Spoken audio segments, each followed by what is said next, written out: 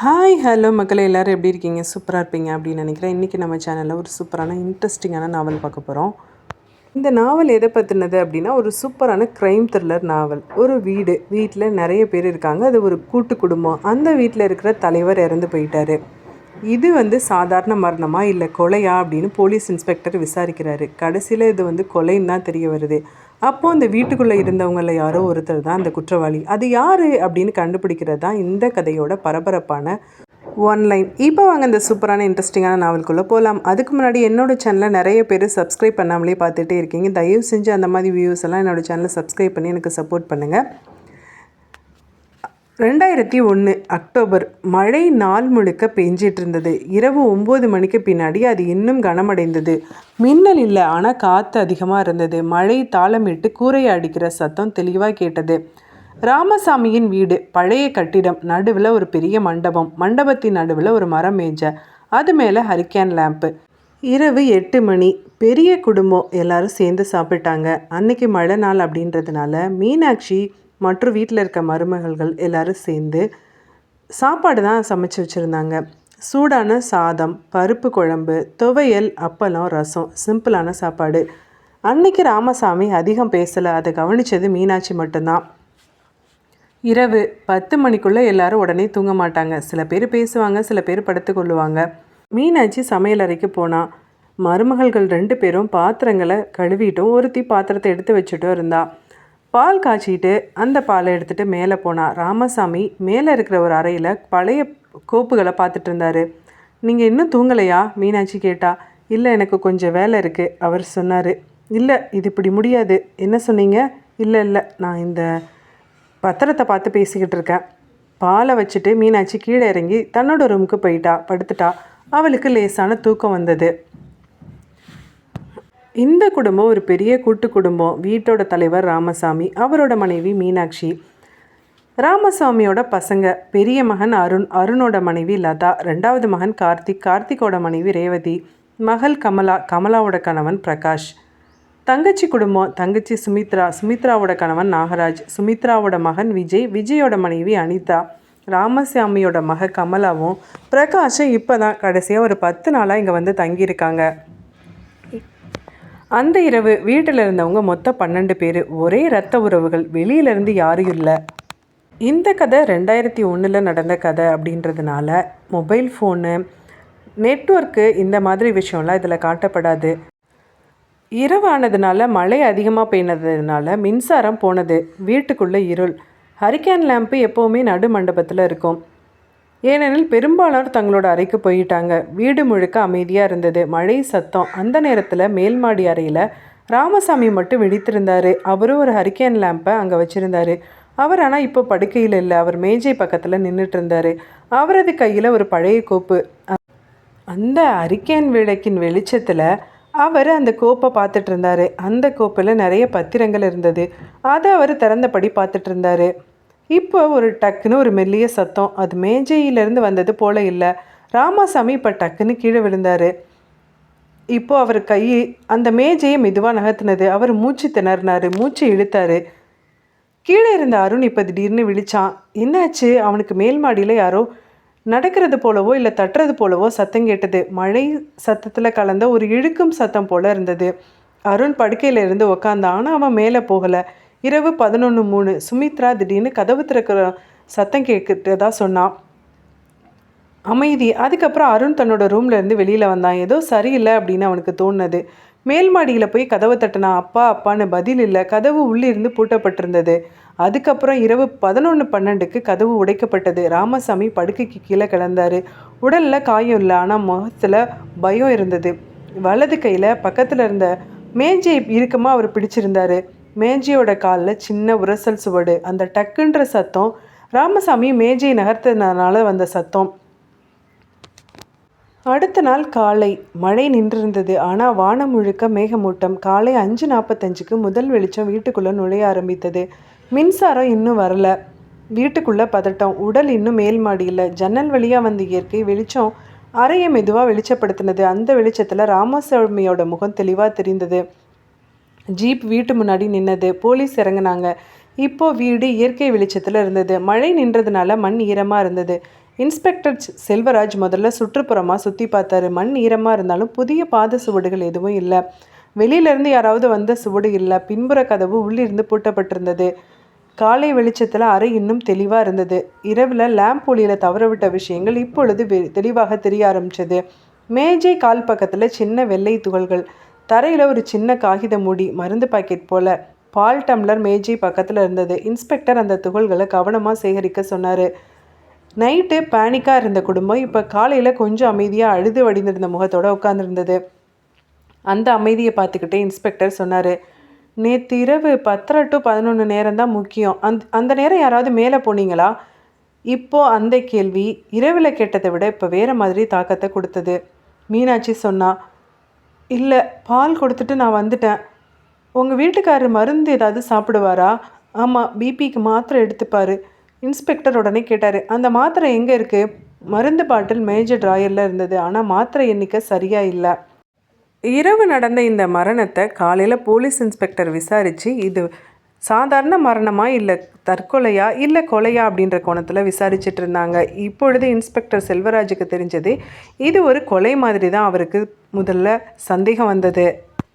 Inspector ஜன்னல் வழியாக வெளியில் பார்த்தாரு. ஊர் அமைதியாக இருந்தது. வெளியிலேருந்து யாரும் வரல. ஆனால் உண்மை இந்த வீட்டுக்குள்ளே தான் இருக்குது. அந்த வார்த்தை அந்த வெளிச்சத்தை விட இன்னும் அதிகமான குளிராக இருந்தது. காலை 8:10. போலீஸ் ஜீப் இன்னும் வீட்டு முன்னாடி இருந்தது. ஊர்க்காரர்கள் வெளியில் கிசுகிசுத்துட்டு இருந்தாங்க. பெரிய குடும்பம்ல, ராமசாமிக்கு சொத்து பத்தும் அதிகம், உள்ளுக்குள்ளே தான் ஏதோ பிரச்சனை நடந்திருக்கணும் என்ற வார்த்தைகள் காற்றில் மிதந்து வந்தன. சொந்தக்காரவங்க உறவு முறைக்கு வந்து அழுதுட்டு போனாங்க. இன்ஸ்பெக்டர் செல்வராஜ் அவசரப்படலை. அவர் இந்த மாதிரி வழக்குகளில் ஒரு விஷயத்தை முதல்ல நம்புவார். முதல் 1 மணி நேரம் வீட்டில் இருக்கிறவங்களை கவனித்தா உண்மை தானாக சின்ன சின்ன பிளவுகளாக தெரியும். காலை வெளிச்சம் முழுவதும் பரவி இருந்தது. வீடு ஈரமான வாசனையோடு இருந்தது. மேல் மாடி அறை சீல் செய்யப்பட்டது. கான்ஸ்டபிள் ஒருத்தர் கதவுக்கு வெளியில் நின்றுட்டு இருந்தார். கீழே நடுக்கூடத்தில் குடும்பத்தில் இருக்க மற்றவங்க அமைதியாக இருந்தாங்க. அது மட்டும் இல்லாமல் இன்னும் சில உறவுக்காரர்களும் நெருங்கிய உறவினர்கள் மட்டும் இருந்தாங்க. நிறைய பேரை போலீஸ் அலோவ் பண்ண இல்லை. அதுபோல் யாரும் நேராக ஒருத்தருக்கு ஒருத்தர் கண்களில் பார்க்கலை. அதுவே இன்ஸ்பெக்டருக்கு ஒரு முதல் சிக்னல் போல் இருந்தது. இப்போ திரும்ப இன்ஸ்பெக்டர் கேட்டார், நேற்று இரவு 10 to 11 மேல் மாடிக்கு யாரும் போகலை, வெளியில் யாராவது போனீங்களா? எல்லாரும் இல்லைன்னு சொன்னாங்க. யாராவது அந்த நேரத்தில் முழிச்சிருந்தீங்களா? பதில் இப்போது பிரிந்து வந்தது. மீனாட்சி சொன்னா, 11 மணிக்கு மேலே ஏதோ சத்தம் கேட்ட மாதிரி இருந்தது. அருண் சொன்னா, எனக்கு ஏதோ சத்தம் கேட்டது, ஏதோ டங்கு டங்குன்னு நடக்கிற மாதிரி, நானும் முழுசாக தூங்கலை. கார்த்திக் சொன்னா, எனக்கும் வித்தியாசமாக பட்டது. ஆனால் வித்தியாசமாக பட்டது தவிர நடந்து போன மாதிரி எதுவும் எனக்கு கேட்கல. சுமித்ரா சொன்னா, கதவை இழுக்கிற சத்தம் மாதிரி கேட்டது. இன்ஸ்பெக்டர் உடனே கவனிச்சாரு. கதவை இழுக்கிற சத்தமா? எந்த கதவு? சுமித்ரா தயங்கினா. தெரியல, ஒருவேளை மேல்மாடி கதவாக இருக்கலாம். ஆனால் மேல்மாடி கதவு உள்ளிருந்து பூட்டப்பட்டிருந்தது. அப்படின்னா யாரை இழுத்துருப்பாங்க? இன்ஸ்பெக்டர் இப்போ டம்ளரை திரும்ப பார்த்தாரு. பால் அதில் பாதி இருந்தது. அதில் மேலே ஒரு லேசான படலை இருந்தது. பால் எப்போ கொடுத்தேன்னு சொன்னீங்க? 10 மணிக்கு. 9 மணி 10 மணிக்குள்ளே இருக்கும். எனக்கு டைம் சரியாக தெரியல. மீனாட்சி சொன்னா. அவர் எப்போ குடித்தாரு? அவர் உடனே குடிச்சிட்டாரு. அவர் மருந்து சாப்பிடுவாரா பால் குடிக்கிறதுக்கு முன்னாடி? மீனாட்சி யோசிச்சா. சில நேரம் சாப்பிடுவார், சில நேரம் பால் குடித்த பின்னாடி சாப்பிடுவார். இன்ஸ்பெக்டர் அந்த இடத்துல அமைதியாக இருந்தார். ராமசாமி யூஸ் பண்ண அந்த பிபி மாத்திரையை எடுத்தார். பாட்டில் திறந்த நிலையில் இல்லை. ஆனால் மாத்திரையோட எண்ணிக்கை ஒத்து போகலை. அந்த வீட்டில் யாராவது அவருக்கு மருந்து கொடுப்பாங்களா? மீனாட்சி கிட்ட கேட்டார். சில நேரம் நான் மாத்திரை எடுத்து கொடுப்பேன், சில நேரம் என் வீட்டுக்காரரை தான் எடுத்துப்பார். இன்ஸ்பெக்டர் கேட்டார், நேற்றிரவு நீங்கள் மாத்திரை எடுத்து கொடுத்தீங்களா? மீனாட்சியோட கண்களில் குழப்பம். இல்லை, நான் அவருக்கு நேற்று மாத்திரை கொடுக்கல, அவர் தான் எடுத்து சாப்பிட்ருப்பாருன்னு நினைக்கிறேன். அது உறுதியா இல்லை நினைவான்னு தெரியல. இன்ஸ்பெக்டர் இப்போ ஒரு ஃபைலை திறந்தார். பத்திரங்கள் வரிசையாக இருந்தது. ஆனால் ஒரு முக்கியமான நிலப்பங்கீட்டு பக்கம் மட்டும் இல்லை. அவர் குடும்பத்துக்கிட்ட கேட்டார், இந்த வீடு யாரோட பெயரில் இருக்குது? அமைதி. அருண் சொன்னா. அப்பா பேரில் தான் இருக்குது இன்ஸ்பெக்டர். அவர் வேறு யாருக்காவது எழுதி வச்சிருக்காரா? இந்த கேள்விக்கு பிறகு குடும்பத்தில் முதன்முறையாக டென்ஷன் தெளிவாக இருந்தது. கார்த்திக் தலையை திருப்பினா. பிரகாஷ் கொஞ்சம் குனிஞ்சான். நாகராஜ் உதட்ட கடிச்சான். இன்ஸ்பெக்டர் மெதுவாக சொன்னார், ஏதோ முக்கியமான பத்திரம் மிஸ் ஆகிருக்கு. அதே நேரம் இந்த வீட்டில் ஒரு மரணம் நடந்திருக்கே, இது கோயின்சிடென்ஸ் இல்லையே. இன்ஸ்பெக்டர் திரும்ப மேலே போனார். அவர் படுக்கைக்கு பக்கத்தில் குனிஞ்சார். படுக்கையின் இடது பக்கம் சீராக இருந்தது, வலது பக்கம் லேசாக மடிந்திருந்தது. அவர் அந்த மடிப்பை நேராக பார்த்தார். டேபிள் கால் பக்கத்தில் சில வெள்ளை தூள் இருந்தது. அதையும் எடுத்து எவிடன்ஸ் பேக்கில் வச்சார். மருத்துவமனை மாலை 2:30 மருத்துவருக்கு கால் பண்ணார். எக்ஸ்டர்னல் இன்ஜுரி இல்லை சார், ஆனால் நுரையீரலில் திடீர்னு கன்செஷன் இருக்குது. இது சடனாக ரெஸ்பிரேட்டரி டிஸ்ட்ரெஸ் மாதிரி இருக்குது. கெமிக்கல் டெஸ்ட்டோட ரிசல்ட் வரணும் சார். இன்ஸ்பெக்டர் அமைதியாக கேட்டார். மருந்து ஒருவேளை ஓவர் டோஸ் கொடுத்தா அது சாத்தியமா டாக்டர்? பாசிபிலிட்டி இருக்குது சார். அந்த குடும்பத்துக்கு இன்னும் இந்த விஷயம் சொல்லப்படலை. மாலை 4 மணி. போலீஸ் இன்னும் வீட்டில் தான் இருந்தாங்க. அந்த நேரத்தில் அருண் கார்த்திக் கிட்ட சத்தமாக பேச ஆரம்பித்தான். நேற்று நீ தான் மேலே போனேன்னு நினைக்கிறேன். நான் போகலையே, நான் உன்னை பார்த்தேன். நைட்டு நீ அந்த பக்கம் சுற்றிக்கிட்டு இருந்த. அந்த வார்த்தை வீட்டில் இருந்த எல்லாரையும் உரைய வச்சது. இன்ஸ்பெக்டர் மெதுவாக நெருங்கினார். எப்போ பார்த்தீங்க? அவன் தான் நைட்டு அங்கங்கே போய் தம் அடிச்சிட்டு இருப்பான். கார்த்திக் சொன்னான். இல்லை, நான் போகவே இல்லை. இன்ஸ்பெக்டர் உடனே குறிப்பெடுத்தார். டைம் லைன் உடைஞ்சு விட்டது. மாலை சூரியன் மேகங்களுக்கு பின்னாடி மறைந்தது. இன்ஸ்பெக்டர் செல்வராஜ் வெளியில் நின்று வீட்டை பார்த்தாரு. இது விஷமாக இருந்தாலும் அது யாரோ ஒரு கையில் கொடுத்துருக்காங்கல்ல. ஒருவேளை மாத்திரையவே அதிக அளவு கொடுத்துருந்தாலும் யாரோ கலந்து தானே கொடுத்துருக்கணும். இப்போ இன்ஸ்பெக்டர் செல்வராஜ் திரும்பி உள்ளே பார்த்தாரு. இனிமே யாருமே இந்த வீட்டை விட்டு வெளியில் போகக்கூடாது. அந்த வார்த்தைக்கு பின்னாடி அந்த பெரிய வீடு ஒரு பெரிய குடும்பம் மட்டும் இல்லை, அது ஒரு ஹவுஸ் அரெஸ்ட் பண்ணப்பட்ட சிறை தான். 3 நாட்கள் கழித்து போஸ்ட்மார்ட்டம் ரிப்போர்ட். அந்த 3 நாட்கள் அந்த வீட்டுக்குள்ளே இருந்த ஒவ்வொருவருக்கும் 3 ஆண்டுகளாக இருந்தது. அடுத்த நாள் அந்த உடல் தகனம் செய்யப்பட்டது. அந்த வீட்டுக்குள்ளே இருந்த கேள்வி மட்டும் போகலை. இன்ஸ்பெக்டர் செல்வராஜ் தினமும் காலையில் வந்து சில கேள்விகள் கேட்பார். அவர் எப்போதும் அவசரப்பட மாட்டார். அவர் காத்துட்டு இருந்தார். ஏன்னா 2001 ஒரு விஷயம் மட்டும்தான் உண்மையை உடைக்கும். அது அரசு மருத்துவமனை ரிப்போர்ட்டு. மாவட்ட அரசு மருத்துவமனை. வெள்ளை சுவர், மங்கிய பெயிண்ட்டு. போஸ்ட்மார்ட்டம் அறை எப்போதும் குளிராக இருக்கும். மருத்துவர் சுந்தரம், 25 வருஷம் அனுபவம். அவர் அறிக்கையை முழுமையாக தயாரிச்சிருந்தார். இன்ஸ்பெக்டர் செல்வராஜ் நேரில் வந்தார். அவர் ஃபோன்லலாம் ரிப்போர்ட்டு கேட்க மாட்டார். மருத்துவர்கிட்ட நேரடியாக பேச ஆரம்பித்தார். மருத்துவர் சொன்னார். எக்ஸ்டர்னல் இன்ஜுரி இல்லை இன்ஸ்பெக்டர், இன்டர்னல் ஹெமோரேஜும் இல்லை, இதையும் சீராக தான் இருந்திருக்கு. பிரெயினில் அப்நார்மலாக எந்த ப்ளீடும் இல்லை. இன்ஸ்பெக்டர் அமைதியாக கேட்டார். அப்புறம் வேறு எப்படி டாக்டர் வந்திருக்கோம்? மருத்துவர் இப்போ ஒரு ஃபைலை திறந்தார். நுரையீரலில் கன்செஷன் அதிகமாக இருக்குது, அதாவது மூச்சு திணறல் ஏற்பட்டிருக்கு. ஆனால் அது மெக்கானிக்கல் சஃபோகேஷன் மாதிரி இல்லை. இன்ஸ்பெக்டருக்கு உடனே புரிந்தது. அப்படின்னா கெமிக்கல்? மருத்துவர் தலையசைச்சார். ராமசாமியின் வயிற்றுக்குள்ள இரத்த மாதிரி, நுரையீரல் திசு எல்லாமே மாவட்ட ஃபாரன்சிக் லேபுக்கு அனுப்பப்பட்டிருந்தது. அந்த லேபு பெரிய லேபு தான், ஆனால் ரிப்போர்ட் உடனே வராது. ஒரு 4 நாட்கள் ஆகும். ஆனால் ரிப்போர்ட் வந்தது. அதாவது அந்த ராமசாமி வயிற்றுக்குள்ளே இருந்தது சயனைடு இல்லை, ஆல்கஹால் இல்லை, செடேட்டிவ் ட்ரேஸ் இல்லை. ஆனால் ஒரு முக்கியமான விஷயம், high concentration of crushed anti hyper sensitive drug. Inspector கண்ணை உயர்த்தினார். பிபி மாத்திரையா? மருத்துவர் சொன்னார். ஆமாம். அவர் எடுத்த மாத்திரை அளவை விட 3-4 மடங்கு கான்சன்ட்ரேஷன் அதிகமாக இருந்திருக்கு. பிபி மாத்திரை சாதாரண அளவில் எடுத்தால் ரத்த அழுத்தம் கட்டுப்படும். ஆனால் ஒரே நேரத்தில் அதிக அளவு எடுத்தால் திடீர் ரத்த அழுத்த வீழ்ச்சி, மூளை மற்றும் நுரையீரலுக்கு ஆக்சிஜனோட லெவல் குறைவு, டிஸினஸ் வரும், மூச்சு திணறல் வரும், கொலாப்ஸ் ஆகும். முக்கியமாக வெளிப்படையான காயம் இல்லாமல் மரணம் ஏற்படலாம். இன்ஸ்பெக்டர் கேட்டார். அவர் தானே அதிக அளவு ஒருவேளை அவரே அதிகமான அளவு எடுத்திருப்பாரோ? மருத்துவர் மெதுவாக பதில் சொன்னார். மாத்திரையை முழுக்க விழுங்கினா ஸ்டொமக்கில் இன்டாக்ட் ஃப்ராக்மெண்ட் இருக்கும். ஆனால் இங்கே எப்படி இருக்குது தெரியுமா? இன்ஸ்பெக்டர் அமைதியாக இருந்தார். மாத்திரை யாரோ பொடி பண்ணி ஏதோ பாலில் கலந்து கொடுத்துருக்காங்க. அந்த வார்த்தை அறையின் குளிரை விட இன்னும் குளிராக இருந்தது. லேபுக்கு அனுப்பின பால் மாதிரி ரிப்போர்ட்டில் ட்ரேசஸ் இருந்ததா ரிப்போர்ட் வந்தது. அதுவும் கன்ஃபார்ம் செய்யப்பட்டது. மாத்திரை பொடி பாலில் கலக்கப்பட்டிருந்தது. அளவு 1 மாத்திரை அல்ல, குறைந்தது 4 மாத்திரை. இன்ஸ்பெக்டர் கண்களை மூடினார். இது விபத்து இல்லை, இது சூசைடாகவும் இருக்கிறதுக்கு வாய்ப்பு குறைவு. அப்படின்னா மாத்திரை யார் க்ரஷ் பண்ணி பாலில் கலந்துருக்கணும்? அது திட்டமிட்ட செயல் தானே? இப்போ டாக்டர்கிட்ட கேட்டார். அவருக்கு டிப்ரெஷன் ஹிஸ்ட்ரி ஏதாவது இருக்கா? அப்படிலாம் ஃபேமிலி சொல்கிறாங்க, நார்மலாக தான் இருக்கிறதா சொன்னாங்க. அப்படின்னா இது ஆக்சிடென்டலாக ஓவர் டோஸ் இல்லை, இன்டென்ஷனலாக தான் யாரோ பண்ணியிருக்காங்க, டாக்டர் சொன்னார். அந்த வார்த்தையும் ரிப்போர்ட்டில் இருந்தது. இன்ஸ்பெக்டர் திரும்ப ஜீப்பில் திரும்புகிறப்போ செல்வராஜ் ஒரு விஷயத்தை மட்டும் நினச்சாரு. பால் யார் கொண்டு வந்தது? மீனாட்சி தான் கொண்டு வந்தாங்க. ஆனால் மாத்திரை பாட்டில் ட்ராயரில் இருந்தது. அதை யாரால் எடுக்க முடியும்? இன்ஸ்பெக்டர் திரும்ப வீட்டுக்கு வந்தார். குடும்பம் எல்லாம் உட்காந்துருந்தாங்க. அவர் ரிப்போர்ட்டை உடனே சொல்லலை. முதல்ல ஒரே ஒரு கேள்வி கேட்டார். உங்கள் வீட்டில் யாருக்கெல்லாம் ராமசாமி எடுத்த பிபி மாத்திரையை பற்றி தெரியும்? அமைதி. அருண் சொன்னான். அம்மாவுக்கு தான் தெரியும், அப்பா எப்போ எடுக்கிறாருன்னா நாங்கள் கவனிக்க மாட்டோம். கார்த்திக் சொன்னான். ஆமாம், அந்த மாத்திரை எப்போவுமே அப்பா ட்ராயரில் தான் வச்சுருப்பாரு. அந்த ட்ராயரெல்லாம் எல்லாருமே ஆக்சஸ் பண்ண மாட்டோம், அம்மாவும் அப்பாவும் தான் ஆக்சஸ் பண்ணுவாங்க. மீனாட்சி. ஆமாம், அவரோட ரூமுக்கு எல்லாரெல்லாம் வரமாட்டாங்க. நானும் என்னோட கணவரும் தான் இருப்போம். சில சமயம் பசங்க போய் பேசுவாங்க. மற்றபடி வேற யாரும் அந்த ரூமில் போய் மாத்திரை எடுக்க மாட்டாங்களே. இன்ஸ்பெக்டர் உடனே திரும்பி பார்த்தாரு. இப்போ ரிப்போர்ட்டை எடுத்தார். உங்கள் வீட்டுக்காரர் விஷம் குடிக்கலாமா? அவருக்கு பிபி மாத்திரை அதிக அளவில் கொடுக்கப்பட்டிருக்கு, அதுவும் பாலில் கலந்து கொடுக்கப்பட்டிருக்கு. அதனால தான் உங்கள் வீட்டுக்காரர் இறந்து போனார். அந்த வீட்டில் இப்போ அமைதி ஒரு நொடியில் சிதறி போனது. மீனாட்சி அழுதா. ஐயோ, நான் ஒன்றுமே செய்யலை இன்ஸ்பெக்டர். அருண் இப்போ கார்த்திகை பார்த்தான். கார்த்திக் இப்போ சுமித்ராவை பார்த்தான். ஒருத்தரை ஒருத்தர் பார்த்து சந்தேகிச்சுக்கிட்டாங்க.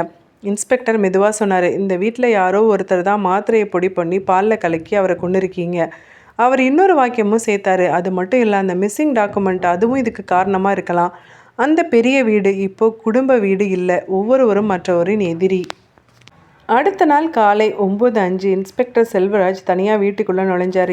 அவர் இப்போ ஒரு பேப்பரில் 3 கேள்விகள் எழுதினார். மாத்திரை யாருக்கெல்லாம் தெரியும் எங்கே இருக்குன்னு, பால் கொடுக்கறதுக்கு யாருக்கெல்லாம் ஆக்சஸ் இருந்தது, மிஸ்ஸிங் டாக்குமெண்ட்டில் யாருக்கெல்லாம் மோட்டிவ் இருக்குது. அவர் அந்த பட்டியலில் ஒவ்வொருத்தர் பேருக்கு முன்னாடி குறி வச்சார். மீனாட்சியை தனியாக அழைச்சார். நீங்கள் பால் கொடுக்குறப்போ உங்கள் வீட்டுக்காரர் என்ன பேசினார்? அவர் ஏதோ எடுத்து ஒரு கோப்பு மாதிரி ஏதோ எடுத்து பார்த்துட்டு இருந்தார், ஒரு ஃபைல் மாதிரி. அப்புறம் இல்லை, இது இப்படி இருக்காது அப்படின்னு சொன்னார். என்ன இப்படி இருக்காதுன்னு சொன்னார்? அது என்னன்னு எனக்கு தெரியலை. உங்ககிட்ட பேசிகிட்டு இருக்கிறப்ப அவர் மாத்திரையை எடுக்கிறதுக்கு திறந்தாரா? மீனாட்சி யோசிச்சா. மாத்திரை எடுத்ததுக்கு திறந்த மாதிரி பார்க்கலையே நான் அதுக்குள்ளே பாலை டேபிளில் வச்சுட்டு கீழே வந்துட்டேன். இன்ஸ்பெக்டர் அந்த இடத்துல அமைதியாக இருந்தார். அவரோட மனசில் ஒரு குறிப்பு, மாத்திரையை க்ரஷ் பண்ணணும் அப்படின்னா டைம் வேணும். அப்போ முன்னாடியே பண்ணியிருப்பாங்கல்ல, இவர் குடிக்கிறதுக்கு முன்னாடியே யாரோ கலக்கி கொடுத்துருக்காங்க. இன்ஸ்பெக்டர் இப்போது வீட்டில் இருந்த எல்லாத்தையும் அந்த முன் முத்தத்துக்கு கூப்பிட்டாரு. இங்கே பாருங்கள், அந்த மிஸ்ஸிங் டாக்குமெண்ட்டை நான் கண்டுபிடிச்சிட்டேன். அந்த வாக்கியம் போய், ஆனால் ரியாக்ஷன் பார்க்குறதுக்கு தான் அவர் சொன்னார். அந்த ஒரு நிமிஷம் அருண் கண்ணை சிமிட்டினான். கார்த்திக் உடனே தலையை திருப்பினான். விஜய் மட்டும் அமைதியாக இருந்தான். இன்ஸ்பெக்டர் மனசில் குறிச்சிக்கிட்டாரு. அவர் திரும்ப மேல்மாடி அறைக்குள்ளே போனார். அங்கே ஒரு விஷயம் மட்டும் அவரை சிந்திக்க வச்சது. மேஜை காலருகில் இருந்த அந்த வெள்ளை துகள். லேபில் சொன்னது அது மாத்திரை பொடி அல்ல, அது ஒரு சுண்ணாம்பு துகள்னு. அப்படின்னா டக்கு அப்படின்ற சத்தம். அவர் படுக்கையின் உயரம், மேஜையின் இடம், ஜன்னல் காத்தோட இடம் எல்லாத்தையும் பார்த்தாரு. ஒரு மனுஷன் கொலாப்ஸ் ஆகிறப்ப அவனோட கைத்தட்டும் திசை இயல்பாக இருக்காதுல்ல. அவர் படுக்கையில் உட்காந்து சிமுலேட் பண்ணி பார்த்தாரு. கை தட்டுறப்ப மேஜை கால் தரையை அடிக்கும், டக், அதுதான் அந்த சத்தமாக இருந்திருக்கும். இப்போ இன்ஸ்பெக்டர் திரும்ப கீழே இறங்கி வந்து மெதுவாக சொன்னார், மாத்திரையில் பால் கலந்ததும் அவர் குடிச்சிருக்காரு. 10-15 நிமிஷத்தில் எஃபெக்ட் ஆகிருக்கு. அவர் எழுந்து நிற்க முயற்சி பண்ணியிருக்காரு. அவருக்கு மூச்சு திணற ஆரம்பிச்சிருக்காரு. கொலாப்ஸ் ஆகிருக்காரு. மேஜையை பிடிச்சிருக்காரு, தட்டியிருக்காரு. அதுதான் அந்த சத்தம். இப்போ வீட்டில் இருக்க எல்லாரும் அமைதியாக இருந்தாதுங்க. அந்த சத்தம் கேட்டவங்கெல்லாம் விழிச்சிருந்தவங்க தானே. அவர் ஒவ்வொருத்தரையும் பார்த்தாரு. ஆனால் சத்தம் கேட்கலன்னு சொன்னவங்க, நீங்கள் எல்லாம் உண்மையாகவே தூங்கிட்டீங்களா என்ன? இப்போ அவர் விஜயை தனியாக அழைச்சார். அன்னைக்கு கொலை நடந்த அன்னைக்கு இரவு 10:30 மணிக்கு மேலே நீங்கள் என்ன பண்ணிகிட்டு இருந்தீங்க? விஜய் திடுக்கிட்டான். இல்லை, நான் ஒன்றும் பண்ணலையே. அப்போது உங்களோட கையில் அன்றைக்கி நான் சேகரித்தப்போ உங்கள் கையில் சுண்ணாம்பு துகள் ஒட்டி இருந்ததே. விஜய் மூச்சை ஆழமாக இழுத்தான். இல்லை, சுண்ணாம்பு துகளா? நான் ஒன்றும் செய்யலையே. நான் மேலே போனேன்தான், ஆனால் 10:30 போகல. நான் ஒரு 8 மணியை போல தான் போனேன். அந்த சமயத்தில் நாற்காலியில் ஏதோ ஆட்டமாக இருக்கேன்னு சொல்லி அதை சரி பண்ணிட்டு வந்தேன், அவ்வளவுதான். அதுதான் ஒரு முதல் உடைப்பாக இருந்தது. இன்ஸ்பெக்டர் ஜன்னல் வழியாக வெளியில் பார்த்தாரு. கொலை செஞ்சவன் பதட்டம் ஆக மாட்டான். அவன் ஒரு தவறு பண்ணுவான். அந்த தவறு தான் அவனை பிடிக்கும்.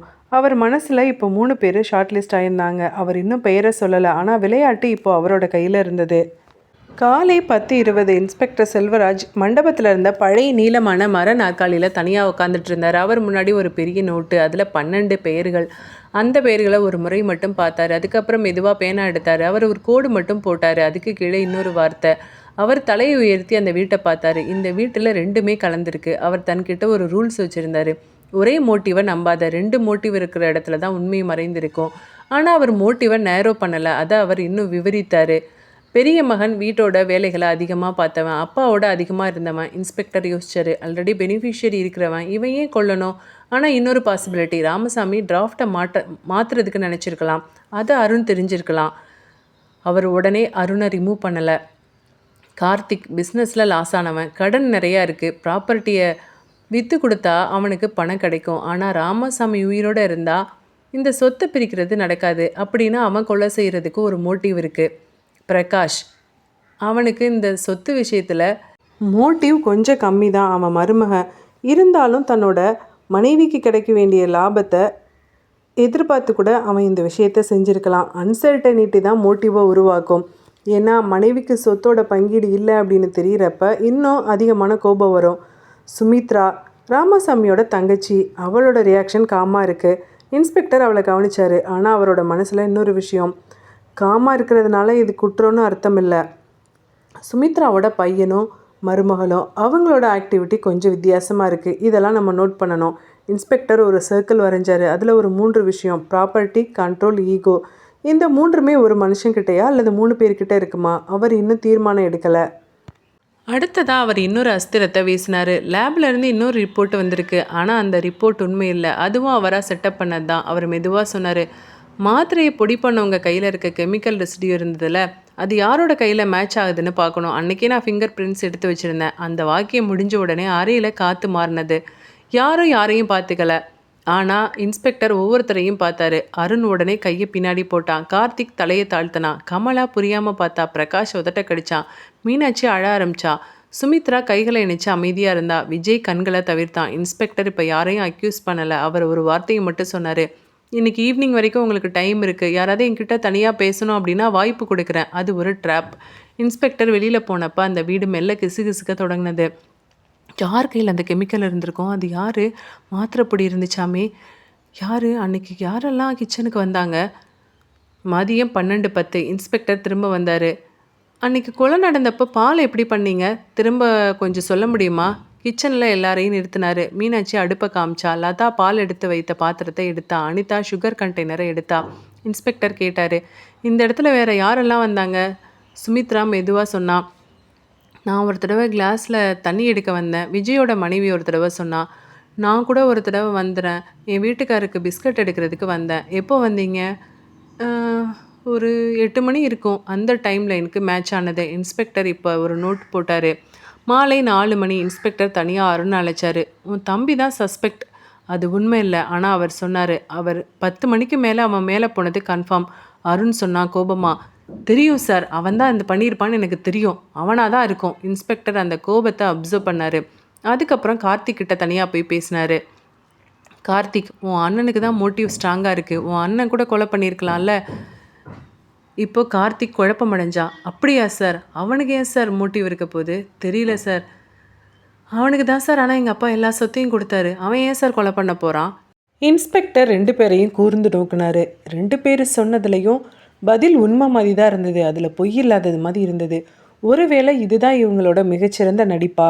அடுத்த நாள் வீடு இப்போ அதிகாரப்பூர்வமாக ஹவுஸ் அரெஸ்ட்டில் இருந்தது. இன்ஸ்பெக்டர் யாரையும் இன்னும் அரெஸ்ட் பண்ணலை. ஆனால் அவர் உத்தரவு கொடுத்துருந்தாரு, விசாரணை முடிகிற வரைக்கும் யாரும் ஊரை விட்டு வெளியில் போகக்கூடாது. வீட்டின் முன்னாடி ஒரு பழைய அம்பாசிடர் கார் வந்து நின்னது. அதுலேருந்து இறங்கினவங்க லதாவோட அப்பா அம்மா, அதாவது பெரிய மருமகளோட. அவங்க முகத்தில் பதட்டம். அவங்க உள்ளே நுழைந்ததும் அருண் சங்கடப்பட்டான். என்னாச்சு மாமா, இப்போ ஏன் வந்திருக்கீங்க? லதாவோட அப்பாவோட குரல் குலைந்தது. மாப்பிள்ள, எங்களுக்கு நோட்டீஸ் வந்துருச்சு, வீடை ஜப்தி பண்ணிடுவாங்க. அவ்வளவுதான். அந்த வீட்டுக்குள்ளே அந்த வார்த்தை எல்லாரையும் அதிர வச்சது. இன்ஸ்பெக்டரும் அந்த நேரத்தில் அங்கே தான் இருந்தார். அவர் மெதுவாக கேட்டார், என்னது ஜப்தி பண்ணிடுவாங்களா? லதா அப்பா சொன்னார், ஆமாங்க, நாங்கள் சிட்டியில் வீடு வாங்கியிருந்தோம். அதுக்கு லோன் போட்டு தான் வாங்கியிருந்தோம். பெரிய பிரச்சனையாயிடுச்சுங்க. எங்களோட வியாபாரம்லாம் லாஸ் ஆகிடுச்சு. அதனால் பேங்க்லேருந்து லீகல் நோட்டீஸ் அனுப்பியிருக்காங்க. அருண் அதிர்ச்சியில் சொன்னான். இதை நீங்கள் முன்னாடியே என்கிட்ட சொல்லவே இல்லையே மாமா. லதா கண்ணீர் விட்டா. எங்கள் அப்பா முன்னாடியே இந்த விஷயத்த சொன்னாருங்க. நம்ம வீட்டில் இருந்த டென்ஷனில் நான் தாங்க இதை சொல்லலை உங்ககிட்ட. ஒரு மனுஷன் கடன் சுமையில் இருந்தால் அவன் இம்மீடியட்டாக பணத்தை தேடுவான். ப்ராப்பர்ட்டியில் பங்கு கிடைச்சா அது அவனுக்கு ஒரு பெரிய சொல்யூஷன். இன்ஸ்பெக்டரோட மனசில் ஒரு புதிய கோடு விழுந்தது. அதே நாள் மாலை 3:40க்கு இன்னொரு சம்பவம். இந்த முறை கார்த்திக்கின் மனைவி ரேவதி அறைக்குள் அழுதுட்டு இருந்தா. வீட்டுக்கு வெளியில் ஒரு பைக்கு. அதுலேருந்து இறங்கினவர் ரேவதியோட அப்பா. அவர் முகத்தில் கோபம். ஏம்மா, நீங்களும் மாப்பிள்ளையும் நல்லா சொல்லி எங்களை ஏமாத்திட்டீங்கல்ல. ரேவதி இப்போ கொஞ்சம் பதட்டமானா. இன்ஸ்பெக்டர் இந்த சத்தத்தை வெளியில் நின்று பார்த்தாரு. என்ன விஷயம்? ரேவதியோட தந்தை நிலைமை புரியாமல் விஷயத்த சொல்ல ஆரம்பித்தார். எங்கள் பொண்ணு பேர்லேயும் மாப்பிள்ளை பேர்லேயும் நிறைய கடன் இருக்குங்க. நான் தான் வாங்கி கொடுத்தேன். எல்லாத்துக்கும் நான் தாங்க உத்தரவு கையெழுத்து போட்டிருக்கேன், கேரண்டி கையெழுத்து. கடைசியில் பார்த்தா எல்லா கடன்காரும் ஏன் கழுத்தை வந்து பிடிக்கிறான். அந்த வார்த்தை கார்த்திக்குக்கு பாதாளம் திறந்தது போல இருந்தது. என்ன மாமா இது இப்படி வந்து சொல்கிறீங்க? நான் என்ன பண்ணுறது? என் பையன் அங்கே கத்துறான். எல்லாரும் என் வீட்டுக்கு முன்னாடி வந்து நிற்கிறாங்க. என் பையனோட இருக்கிற சொத்து பத்தெல்லாம் போயிடும் போல இருக்குது. மாப்பிள்ளை ஏதாவது ஒன்று பண்ணுங்க. இப்போது இன்ஸ்பெக்டர் முன்னாடி 2 ஃபேக்ட்டு. பெரிய மருமகள் குடும்பம் வீடு ஜப்தியில் இருக்குது. 2வது பையன் குடும்பம் அவனோட கடன் பிரச்சனை. இதில் ஒரு பெரிய இஷ்யூ இருக்குது. 2 குடும்பங்களுக்குமே இப்போ பொருளாதார ரீதியாக ரொம்ப சிக்கலான நிலைமை. 2 பேருக்குமே பணம் தேவைப்படுது. இந்த சொத்து பங்கீடு நடந்தால் இவங்களுக்கு ஒரு ஷேர் கிடைக்கும். அது ஒரு இம்மீடியட்டான ரிலீஃபாக இருக்கும். இன்ஸ்பெக்டர் இப்போ தனியாக ஒரு நோட் புக்கில் எழுதினார். Financial pressure, motive multiplier. முன்னாடி ப்ராப்பர்ட்டி மோட்டிவ் கொஞ்சம் புதிராகவும் இருந்தது. இப்போது அவர் சரியான டைமில் எனக்கு திரும்பி இருந்தார். இப்போது வீட்டுக்குள்ளேயும் சந்தேக லிஸ்ட்டு மாறினது. அருண் கார்த்திக் கிட்ட சொன்னான், உனக்கு தான் பெரிய கடன் பிரச்சனை அதிகமாக இருக்குது போல். கார்த்திக் இப்போ திரும்பி கத்துனான். ஆமாம், உன்னோட மனைவி வீட்டை கூட தான் பேங்க் எடுத்துக்க போகிறாங்க. அது இப்போ உன்னோட ஒய்ஃப் வீட்லேயும் பிரச்சனை தானே. இப்போது கொலை விசாரணை சொத்துக்காக மட்டும் இல்லை, கடன், அவமானம், குடும்ப ரகசியம். இன்ஸ்பெக்டர் இப்போ ஜன்னல் வழியாக வெளியில் பார்த்தாரு. மரணம் ஒரே காரணத்தால் நடக்காது. சில நேரம் பல காரணங்கள் கூட ஒன்று சேரும். அவர் மெதுவாக சொன்னார், இப்போ இந்த வீட்டில் கொலை செஞ்சவன் மட்டும் இல்லை, கடன்களும் சுற்றி நிற்கிது. அடுத்த நாள் காலையில் 8:15 இன்ஸ்பெக்டர் செல்வராஜ் இன்னைக்கு வீட்டுக்கு போகலை. அவர் நேராக ஊருக்குள்ளே நடந்தார். அவருக்கு இந்த ஊரை நல்லா தெரியும். ஒரு கொலை வீட்டுக்குள்ளே நடந்தாலும் அதோட சில உண்மைகள் வெளியில் தான் சில சமயம் இருக்கும். அங்கே தான் நம்ம கண்டுபிடிக்க முடியும். ஊரில் ஒரு பழைய டீ கடை இருக்கும். இப்போ அவர் ஒரு டீ சொல்லிவிட்டு அமைதியாக உட்காந்துருந்தார். ஊரில் இருக்க பெரியவங்க இன்னும் நிறைய பேர் அங்கே உட்காந்து டீ குடிச்சிட்டு இருந்தாங்க. இப்போ போலீஸ் மெதுவாக பேசினார். ராமசாமி இறந்தாரே, அவர் எப்படி? நல்ல டைப்பு தானே? இப்போ அங்கே இருந்த வயசான மனிதர் மெதுவாக சொன்னார், நல்லவர் தான் சார். ஆனால் அந்த ஒரு வரி இன்ஸ்பெக்டருக்கு ஒரு சிக்னல் மாதிரி இருந்தது. இன்ஸ்பெக்டர் இப்போ கேஷுவலாக கேட்குற மாதிரி கேட்டார், என்ன என்ன சொல்கிறீங்க? அந்த மனிதர் கொஞ்சம் தயங்கினார். அது கொஞ்சம் பழைய விஷயம் சார். என்ன விஷயம்? அது ஒரு 15 வருஷம் ஆகுது. அவர் வீட்டில் ஒரு வேலைக்கார பொண்ணு வீட்டில் இருந்துச்சு. இன்ஸ்பெக்டரோட கண்கள் கூர்மையானது. அந்த பொண்ணு பேர் மல்லிகா. அது 1986 வாக்கில் வரைக்கும் அந்த வீட்டில் தான் வேலைக்கு இருந்தது. ஆமாம், ஒரு 7-8 வருஷம் அங்கே இருந்துச்சுன்னு நினைக்கிறேன். ஆனால் அதுக்கப்புறம் திடீர்னு அந்த பொண்ணு வேலையை விட்டு போயிடுச்சு. அதுக்கப்புறமா தான் தெரிஞ்சது ராமசாமி ஊர்லேயே அந்த பொண்ணுக்கு ஒரு வீடு வச்சுருந்தாருன்னு. இன்ஸ்பெக்டர் இப்போ நேராக அந்த பெரியவர் சொன்ன தெருவுக்கு போனார். அங்கே ஒரு சின்ன குடிசை, மண் தரை, வாசல் அருகில் ஒரு பையன் விளையாடிக்கிட்டு இருந்தான். பையனோட வயசு சுமார் 14 இருக்கும். இன்ஸ்பெக்டர் மெதுவாக கேட்டார், இது மல்லிகா வீடு தானே? இப்போ ஒரு பெண் வெளியில் வந்தா. அது மல்லிகா. அவள் இன்ஸ்பெக்டரோட பார்த்ததும் அவளோட முகம் வெண்மையானது. நீங்கள் மல்லிகா தானே? ராமசாமி வீட்டில் வேலை பார்த்தீங்க தானே? ஆமாம் சார். ஆனால் நான் இப்போ வேலை பார்க்கல சார். நான் வேலை பார்த்து ஒரு 15-17 வருஷம் இருக்கும் சார். சரிம்மா, உள்ளே வந்து பேசலாமா? வாங்க சார். ஆமாம் மல்லிகா, ஏன் வேலையை விட்டு போனீங்க? இப்போ அந்த மல்லிகா பதில் சொல்லலை. இன்ஸ்பெக்டர் அமைதியாக நின்னார். உங்கள் பையனுக்கு வயசு என்ன இருக்கும்? 14 வயசு சார். இன்ஸ்பெக்டர் கணக்கு போட்டார்.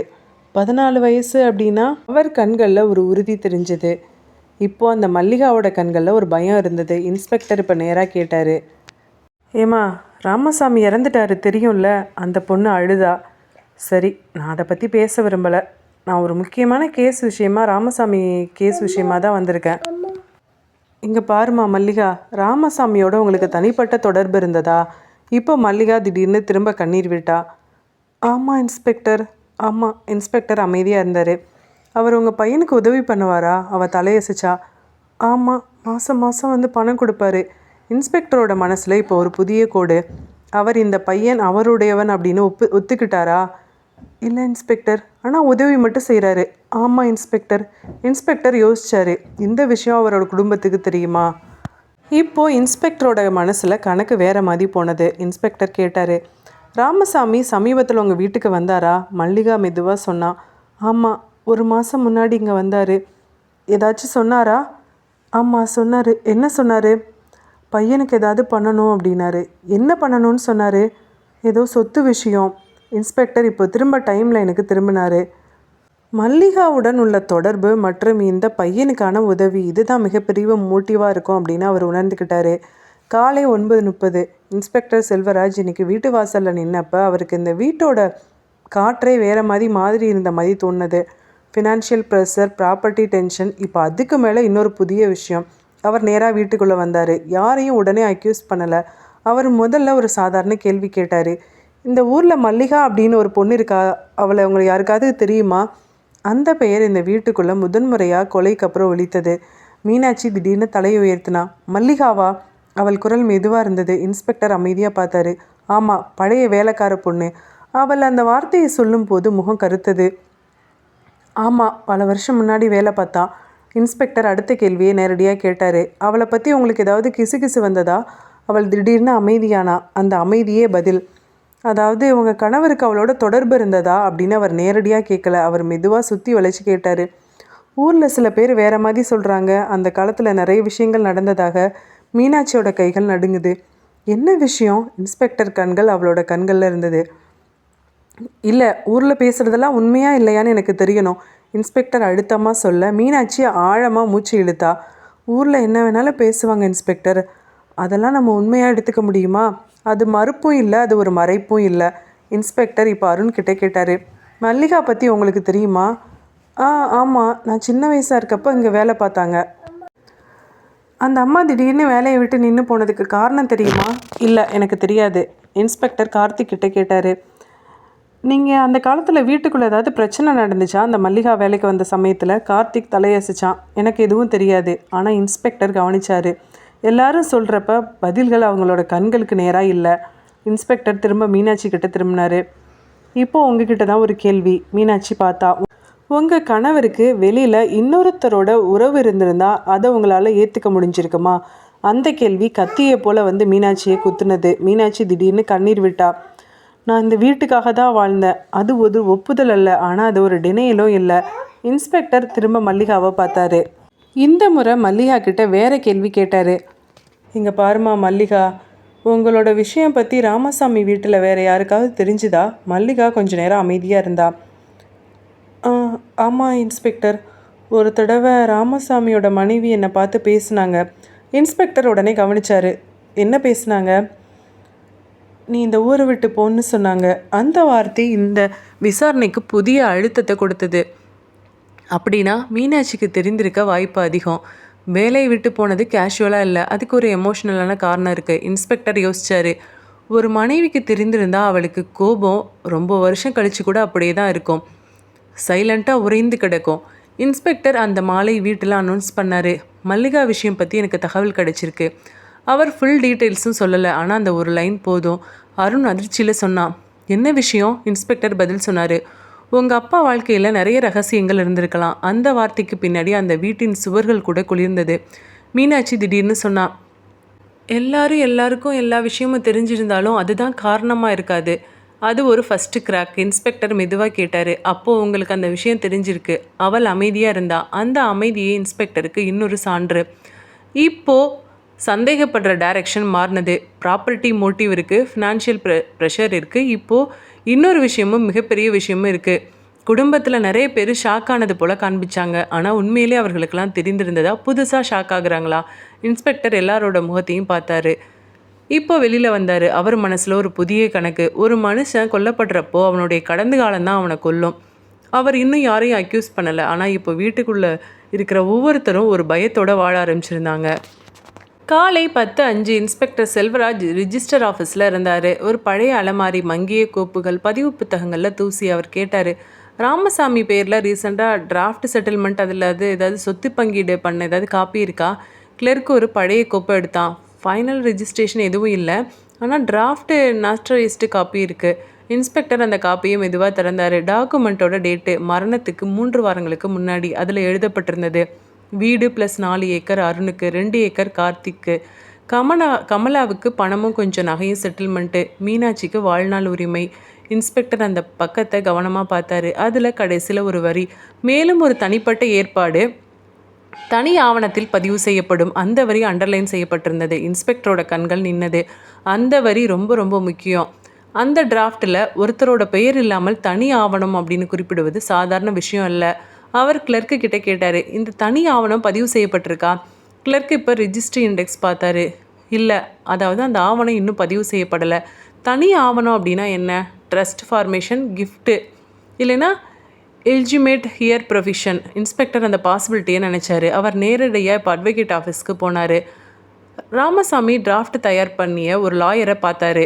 அவர் பார்ட்டிஷனான டிராஃப்ட் தயாரிக்க சொன்னார் அவங்கக்கிட்ட. ஆமாம் சார். அந்த தனி ஆவணம் அது என்ன? லாயர் கொஞ்ச நேரம் அமைதியாக இருந்தார்.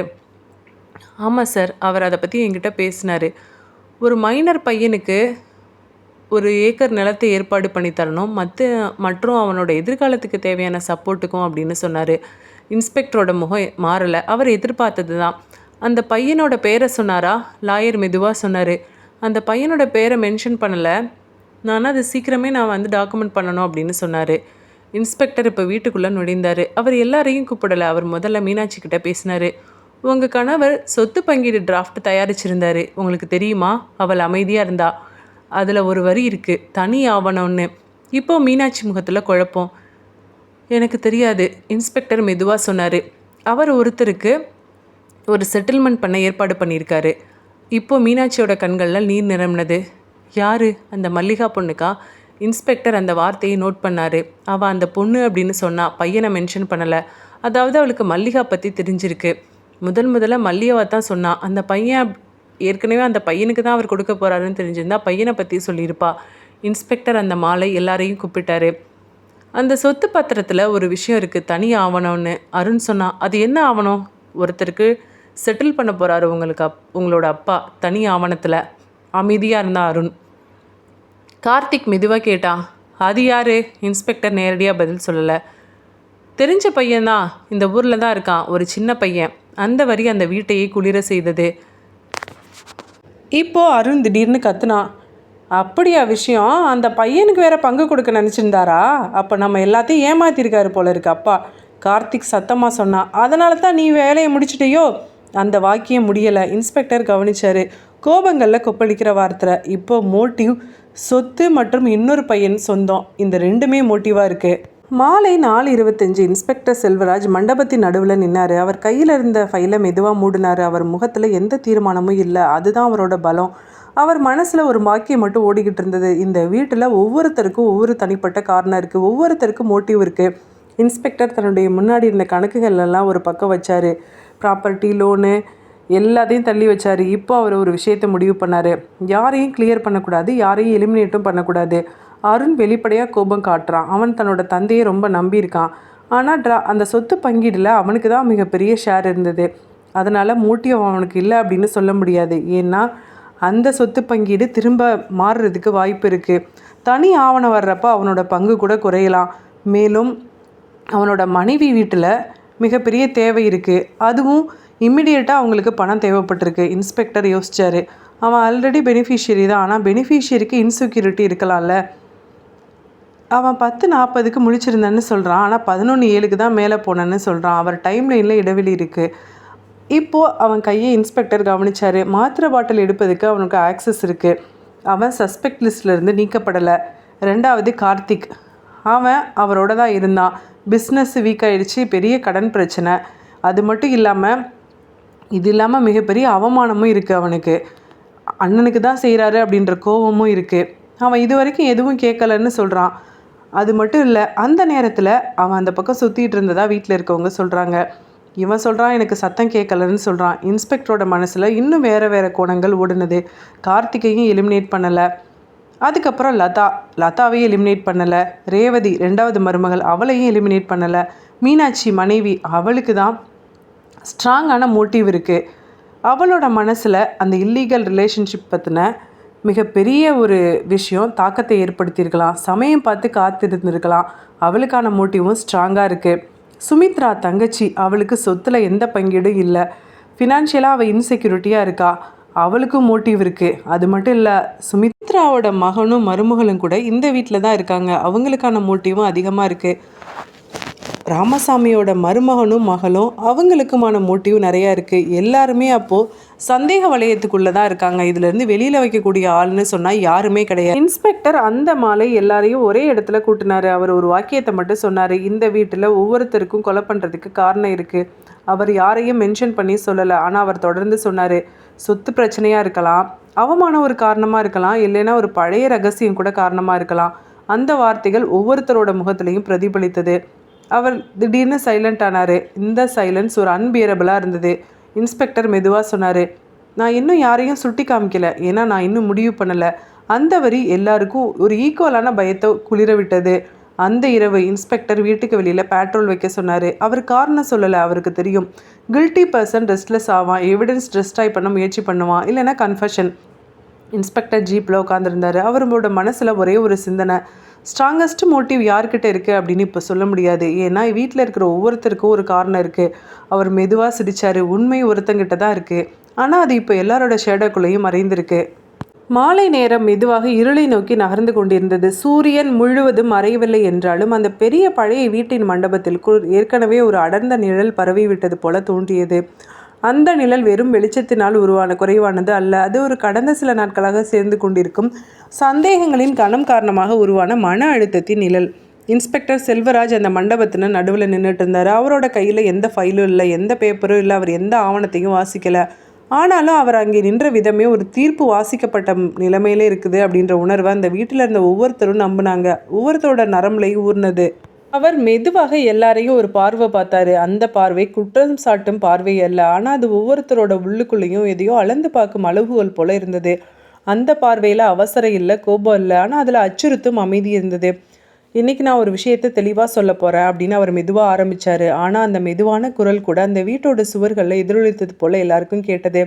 அந்த ஒரு வாக்கியத்துக்கு பிறகு யாருமே அசையலை, காற்று கூட நின்னது போல இருந்தது. இன்ஸ்பெக்டர் திடீர்னு தன்னோட பார்வையை கார்த்திக்கின் மீது நிலைநிறுத்தினார். அது ஒரு திடீர் மாற்றம் அல்ல, மெதுவாக அவர் பார்வையை அங்கே சென்றது. ஆனால் அது சென்ற பின்னாடி அங்கிருந்து அசையாமல் இருந்தது.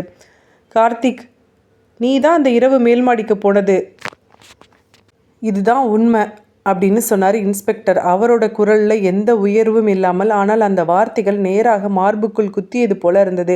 கார்த்திக் இப்போ திடீர்னு எழுந்தான். அவன் எழுந்த விதத்தில் தற்காப்பு இருந்தது. அவன் கண்களில் கோபம் இருந்தது. ஆனால் அந்த கோபத்தின் அடியில் ஒரு பயம் இருந்ததா இல்லையா அப்படின்றத அங்கே இருந்த யாராலையும் தெளிவாக சொல்ல முடியல. ஆமாம் இன்ஸ்பெக்டர், நான் போனேன், அவன் கடுமையாக சொன்னான். அவனோட குரல் திடுக்கிடும் அளவுக்கு வேகமாக வந்தது. ஆனால் நான் அப்பாவை எதுவும் பண்ணலை. இன்ஸ்பெக்டர் இப்போ அவனை தடுக்கலை, அவனை சும்மா நிற்கவும் சொல்லலை. அவர் அவனை முழுவதும் பேச விட விரும்பினார். ஏனெனில் ஒரு மனுஷன் தன்னை காப்பாற்றி கொள்ளும் போது தான் அவனுடைய உண்மையான மனநிலை வெளிப்படும்.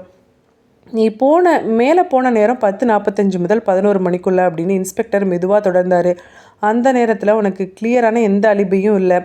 அந்த நேரத்தில் உன்னோட அப்பா உயிருடன் இருந்த கடைசி நிமிடங்கள்.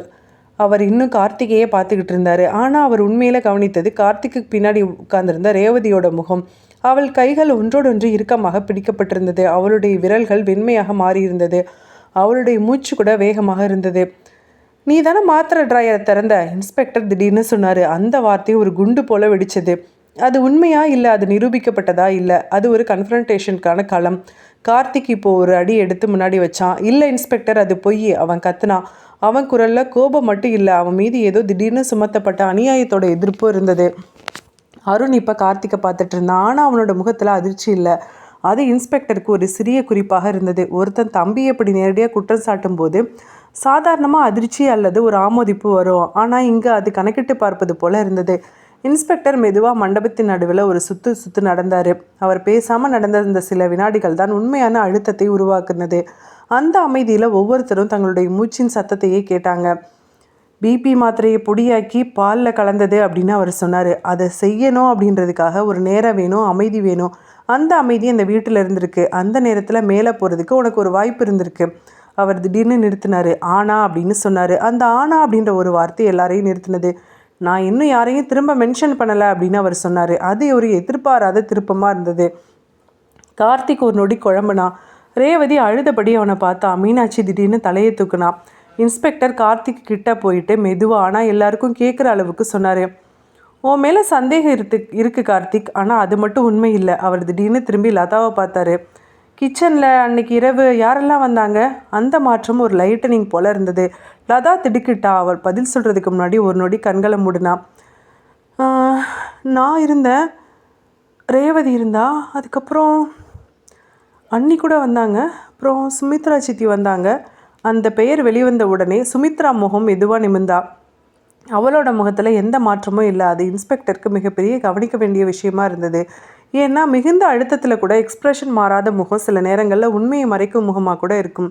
இன்ஸ்பெக்டர் இன்னும் யாரையும் நேரடியாக குற்றம் சாட்டலை. ஆனால் அவர் அடுத்த வார்த்தைகளை மெதுவாக அளந்து எடுத்தார். உங்கள் அத்தை தானே பால் காய்ச்சினாங்க? ஆமாம். இந்த வீட்டில் ஒவ்வொருத்தருக்கும் காரணம் இருக்குது. கார்த்திக்குக்கும் இருக்குது. அந்த வாக்கியம் திரும்ப அந்த வீட்டில் இருக்கவங்கள சிதறடிச்சுது. அருண் இப்போ திடீர்னு எழுந்தான். அதாவது அவன் தானே? இன்ஸ்பெக்டர் நேரடியாக அவனை பார்த்தாரு. அது மட்டும் இல்லை அருண், உனக்கும் கூட காரணம் இருக்குது. உன்னோட மனைவி வீட்டில் மிகப்பெரிய பிரச்சனை இருந்திருக்குல்ல, அதுக்கு இமீடியட்டாக பணம் தேவைப்பட்டிருக்குல்ல, அது 2வது தாக்கு. அருணோட முகத்தில் முதன்முறையாக வெட்கமும் கோபமும் கலந்த ஒரு வெளிப்பாடு வந்தது. அவன் உடனே லதாவை பார்த்தான். இப்போ லதா கண்களை தாழ்த்தினான். ஆமாம் இன்ஸ்பெக்டர், அது என் மாமனார் வீட்டு பிரச்சனை. அதுக்கெல்லாம் நான் எல்லாருக்கிட்டையும் காரணம் சொல்லணும்னு அவசியம் இல்லை. ரேவதி இப்போ உடனே கண்ணீர் விட்டா. இது ஒரு கன்ஃபரன்டேஷன். ஒரு மனுஷங்கிட்ட இருந்து விலகி முழு வீட்டையும் சுற்றி நின்னது. இன்ஸ்பெக்டர் மெதுவாக சொன்னார். நான் கார்த்திக் கிட்ட கேட்குறேன் அப்படின்றதுனாலேயே அவன் தான் கொலை செஞ்சான் அப்படின்னு அர்த்தம் இல்லை. நான் அவனை கன்ஃபரன்ட் பண்ணுறது உங்களுடைய ரியாக்ஷனை பார்க்க தான். அந்த உண்மையான நோக்கம் அவரை வெளிப்படையாக சொல்லலை, ஆனால் அவர் வார்த்தைகளில் அது இருந்தது. இந்த வீட்டில் யாராவது ஒருத்தர் நீங்கள் உண்மையை சொல்லியே ஆகணும் அப்படின்னு சொன்னார். அதுக்கப்புறம் நான் தான் உங்களுக்கு நீங்கள் சொல்லலை அப்படின்னா என்னால் சொல்ல வைக்க முடியும். இன்ஸ்பெக்டர் திடீர்னு அமைதியாக நின்னார். அந்த அமைதி ரொம்ப நீண்டு போனது. விஜய் திடீர்னு சொன்னான். இல்லை, கார்த்திக் பண்ணியிருக்க மாட்டார். அந்த அரை வாக்கியம் அந்த வீட்டை வெட்டி விட்டது. இன்ஸ்பெக்டர் இப்போ அவனை மெதுவாக பார்த்தாரு. அப்படின்னா வேற யார் பண்ணியிருப்பா? விஜய் இப்போ வாயை மூடினா. அவனோட கண்களில் பயம் இருந்தது. அது கார்த்திக்குக்காக இருந்த பயமா அல்லது வேறொருத்தருக்காக இருந்த பயமா? அதை அந்த நொடியில் யாராலையும் சொல்ல முடியல. இன்ஸ்பெக்டர் அந்த நொடியை மனசில் பதிஞ்சுக்கிட்டாரு. அதுக்கப்புறம் அவர் மெதுவாக சொன்னார். இப்போது நான் யாரையும் கைது பண்ண மாட்டேன். ஆனால் நான் இன்னும் பார்த்துக்கிட்டு இருக்கேன். இன்னும் உங்களுக்காக வெயிட் பண்ணிக்கிட்டு இருக்கேன். அவர் அந்த வீட்டை விட்டு வெளியில் நடந்து போகிறப்ப அந்த வீட்டுக்குள்ளே இருந்த ஒவ்வொருத்தரும் ஒரே கேள்வியோடு இருந்தாங்க. யார் இவர்? யாரை நம்புகிறாரு? யாரை குற்றம் சுமத்துறாரு? இன்ஸ்பெக்டர் வெளியில் வந்த பின்னாடி சூரியன் முழுவதும் மறைந்து விட்டது. ஆனால் அந்த வீட்டின் உள்ளே இன்னும் ஒரு விசாரணை தொடர்ந்து கொண்டிருந்தது. ஒரு போலீஸின் விசாரணை மட்டும் அல்ல, அது ஒருவரை ஒருவர் சந்தேகிக்கும் குடும்பத்தின் விசாரணை. அந்த இரவு விசாரணை முடிஞ்ச பின்னாடி வீடு முழுவதும் ஒரு விதமான பதட்டத்தில் இருந்தது. அது வெறும் பதட்டம் மட்டும் அல்ல, அது ஒரு குற்றச்சாட்டு, ஒரு வீட்டில் விட்டு சென்ற அழுத்தத்தின் பதட்டம். ஒவ்வொருத்தரும் தங்களோட அறைக்குள் சென்றிருந்தாலும் யாருக்கும் தூக்கம் வரல. சுவாசம் கூட சத்தமாக கேட்கும் அளவுக்கு அமைதியாக வீடு இருந்தது. கார்த்திக் மட்டும் தன்னோட அறையில் முன்னுக்கும் பின்னும் நடந்துட்டு இருந்தான். அவனோட மனசில் இன்ஸ்பெக்டர் சொன்ன ஒவ்வொரு வார்த்தையும் திரும்ப திரும்ப சத்தமாக கேட்டுக்கிட்டே இருந்தது. நீ தான் ட்ராயரை திறந்த, அந்த நேரத்தில் அலிபி உனக்கு இல்லை, கோயின்சிடென்ஸ் பல இருந்தால் அதுவே கோயின்சிடென்ஸ் இல்லை. அவனுக்குள்ள ஒரு விஷயம் தட்டிக்கிட்டே இருந்தது. நான் எதுவுமே பண்ணலை, ஆனால் நான் என்னை மறைக்கிறேன்னு சொல்கிறாங்க. அடுத்த நாள் காலையில் 7:45 இன்ஸ்பெக்டர் திரும்ப வீட்டுக்குள்ளே வந்தப்போ இந்த முறை அவர் யாரையும் அழைக்கலை. ஆனால் அவர் நேராக கார்த்திக் கிட்ட சொன்னார். உன்கிட்ட தனியாக பேசணும் கார்த்திக். அந்த வீட்டோட பக்கத்தில் இருந்த சின்ன ரூம்க்கு 2 பேரும் போனாங்க. கதவு முழுவதும் மூடப்படவில்லை, ஆனால் வெளியில் யாரும் சரியாக கேட்க முடியாத அளவுக்கு அது சற்றே அடைக்கப்பட்டது. இன்ஸ்பெக்டர் எந்த கேள்வியும் உடனே கேட்கல. அவர் ஒரு நாற்காலியில் உட்காந்து கார்த்திகையை நேராக பார்த்தாரு. அந்த பார்வையில் கோபம் இல்லை, ஆனால் காத்திருக்கும் பொறுமை இருந்தது. கார்த்திக், எனக்கு தெரியும், நேற்று நீ முழுசும் உண்மையை சொல்லலை, மெதுவாக சொன்னார் இன்ஸ்பெக்டர். கார்த்திக் சில வினாடிகள் அமைதியாக இருந்தான். அதுக்கப்புறம் திடீர்னு அவன் மூச்சை ஆழமாக இழுத்தான். அது ஒரு மனிதன் தன்னோட தோள்களில் இருந்த சுமையை கீழே வைக்க முடிவு செய்யும் முன் எடுக்கப்பட்ட மூச்சு போல இருந்தது. ஆமாம் இன்ஸ்பெக்டர், நான் உங்ககிட்ட சொல்லலை. குரல் உடைஞ்சது. ஆமாம், நீங்கள் சொன்னது போல் நான் மேலே போனது உண்மைதான். இன்ஸ்பெக்டர் அசையலை. அப்போது அப்பா பால் குடிச்சிட்டு இருந்தார். கார்த்திக் மெதுவாக சொன்னான். நான் உள்ளே போனப்போ அவர் மேஜை பக்கத்தில் உட்காந்துருந்தார். டம்ளர் கையில் இருந்தது. பாதி பால் குடிச்சிருந்தார். இன்ஸ்பெக்டர் மெதுவாக கேட்டார். அப்புறம் என்ன நடந்தது? நான் அப்பா கிட்ட கேட்டேன். கார்த்திக் சொன்னான். அவனோட கண்கள் இப்போ கீழே குனிந்தது. அப்பா, என்னோடய மனைவி வீட்டில் பெரிய கடன் பிரச்சனை இருக்குது. எனக்கும் பிஸ்னஸ்லாம் லாஸ்ப்பா. என் மனைவி வீட்டு பக்கத்தில் நான் நிறையா கடன் வாங்கியிருக்கேன். ரொம்ப அவமானமாக இருக்குப்பா. அந்த பணத்தை நான் கொடுத்தே ஆகணும்ப்பா. தயவு செஞ்சு நிலத்தை பிரித்து கொடுங்கப்பா, இல்லைனா பணம் கொடுங்கப்பான்னு கேட்டேன். அவன் குரலில் அவமானம் இருந்தது. அந்த அவமானம் தன்னோட தந்தையிடம் பணம் கேட்க வேண்டிய நிலைமைக்கு இருந்த அவமானம். உங்கள் அப்பா என்ன சொன்னார் கார்த்திக்? இன்ஸ்பெக்டர் கேட்டார். கார்த்திக் தலையை உயர்த்தினா. அந்த நினைவில் அவன் முகத்தில் திரும்ப கோபம் தெரிந்தது. அப்பா சொன்னார், இப்போ இந்த நேரத்தில் எந்த முடிவும் செய்ய முடியாது கார்த்திக், எல்லாத்துக்கும் ஒரு நேர காலம் இருக்குதுன்னு சொன்னார். இன்ஸ்பெக்டர் அமைதியாக கேட்டுட்டு இருந்தார். நான் கேட்டேன், என்னப்பா நேரம்? என்னோட கடன் தலையை முழுகிட்டு போயிட்டுருக்கு, இதுக்குமா நேரம் காலம் பார்ப்பீங்க அப்படின்னு சொன்னேன். நான் சொல்கிறத கேளு கார்த்திக், இப்போது சொத்து விஷயத்தில் நான் எந்த முடிவும் எடுக்க முடியாதுன்னு அப்பா சொன்னார். இப்போது அந்த வார்த்தை இன்ஸ்பெக்டருக்கு மிக முக்கியமாக பட்டது. அவர் ஏன் இப்போது சொன்னார் அப்படின்னு கார்த்திக்கை பார்த்து இன்ஸ்பெக்டர் கேட்க, கார்த்திக் கொஞ்ச நேரம் அமைதியாக இருந்தான். எனக்கு தெரியல இன்ஸ்பெக்டர், ஆனால் அப்பா அந்த சமயத்தில் டென்ஷனாக இருந்தார். ஏதோ மனசுக்குள்ளே வச்சிட்டு இருந்த மாதிரி இருந்தது. இன்ஸ்பெக்டர் மனசில் அந்த தனி ஆவணம் நினைவுக்கு வந்தது. நீ உங்கள் அப்பா கிட்ட கோபப்பட்டியா கார்த்திக்? இன்ஸ்பெக்டர் கேட்டார். கார்த்திக் சிரித்தான். அந்த சிரிப்பு தீரம் கலந்தது. கோபமா? அப்புறம் கோபப்படாமல் நான் என்ன பண்ண முடியும்? கத்துனேன். எப்போவும் உங்களுக்கு அண்ணன், பெரிய அண்ணன் தான் முக்கியம், நான் உங்களுக்கு முக்கியமே கிடையாதா அப்படின்னு கேட்டேன். அப்புறம் என்ன நடந்தது? இன்ஸ்பெக்டர் குரல் அமைதியாக இருந்தது. அதுக்கப்புறம் அப்பா அமைதியாக தான் இருந்தார். நான் கதவை சத்தமாக அடிச்சுட்டு வெளியில் வந்துட்டேன் அப்படின்னு சொன்னான் கார்த்திக். அதுக்கப்புறம் நான் கீழே வந்துட்டேன். நான் அவரை தொடவே இல்லை. நான் அந்த பக்கம் போனதான். நான் மாத்திரை எடுக்கவே இல்லை. நான் பால் டம்ளரில் கூட கை வைக்கவே இல்லை. இன்ஸ்பெக்டர் அவனை கவனமாக பார்த்தாரு. அந்த நேரத்தில் உங்கள் அப்பா நல்லா தான் இருந்தாரா? கார்த்திக் கொஞ்சம் நேரம் யோசித்தான். ஆமாம், அப்பாவோட சுவாசம் சீராக தான் இருந்தது. ஆனால் குரல் கொஞ்சம் கடினமாக இருந்தது. அவர் கையில் டம்ளர் வச்சுருந்தார். இன்ஸ்பெக்டர் கணக்கிட்டார். அந்த நேரத்தில் உடம்புல எந்த மாற்றமும் ஆரம்பிக்கலை. சரி கார்த்திக், நீ வெளியில் வந்த பின்னாடி யாராவது பார்த்தியா? கார்த்திக் திடீர்னு தயங்கினான்.